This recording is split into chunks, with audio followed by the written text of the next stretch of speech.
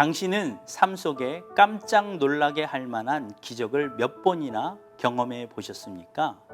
라는 질문을 들으면 성큼 대답할 정도로의 생각나는 기적을 경험해 본 적이 별로 없기 때문에 대부분의 사람은 쉽게 대답할 수 없을 것입니다. 그럼에도 우리는 끊임없이 기적이라는 단어에 매우 흥분하게 됩니다. 신앙생활을 하면서 수많은 고난과 역경 속에서도 기쁨으로 능히 참을 수 있는 이유 가운데 하나는 기적 같은 응답의 열매를 기대하기 때문입니다. 저 또한 이러한 기적을 바랄 때가 많이 있었던 것 같습니다.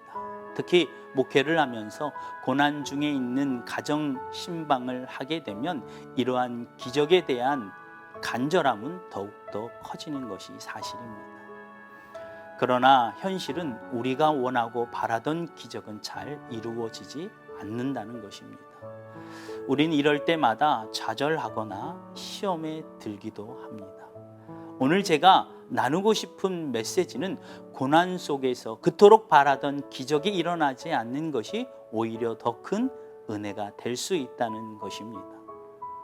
잔잔한 호수에 작은 돌멩이 하나만 떨어져도 호수의 잔잔함을 잃어버리게 할 만큼 파장이 일어납니다. 그 순간 평소에 호수의 잔잔함은 얼마나 소중한 것인지 깨닫게 되는 계기가 됩니다. 이처럼 우리 삶 속에 파장처럼 일어나는 고난은 평범하게만 느껴졌던 일상이 놀라운 기적의 연속임을 깨닫게 해준다는 것입니다. 제가 부모가 되기 전까지 큰 착각 속에 살았던 것 같습니다. 요즘 들어 아이들을 키우면서 당연하게 시간이 지나면 큰 줄로만 알았습니다. 그러나 아이들을 키우면서 그 모든 것들이 착각이었다는 것을 여실히 깨닫게 되었습니다. 주변의 유해한 환경과 수많은 질병으로부터, 그리고 질풍노도의 시기에 자기의 자신으로부터 아이들을 지키기 위해서 부모가 사랑의 대가를 얼마나 많이 감당해야 하는지 새삼 깨닫게 되었다는 것입니다.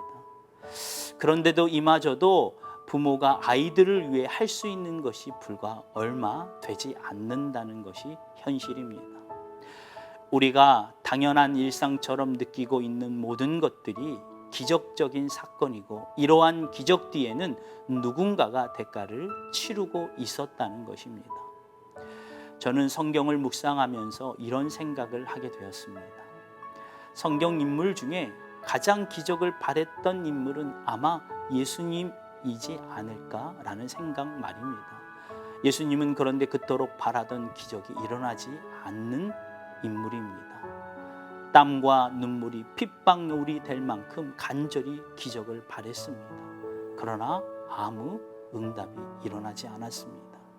심지어 죽어가는 고통 속에서도 부르짖을 만큼 기적을 바랬지만 그 또한 일어나지 않았습니다. 그런데 그렇게 일어나지 않는 기적 때문에 오늘 우리가 매 순간 기적 같은 일상을 누리고 있다는 것입니다. 여러분, 당연하다고 그냥 지나쳐버린 일상 속에서 기적 같은 예수님의 사랑을 발견하시기를 축원합니다. 그래서 우리는 행복할 수밖에 없는 사람인 것입니다.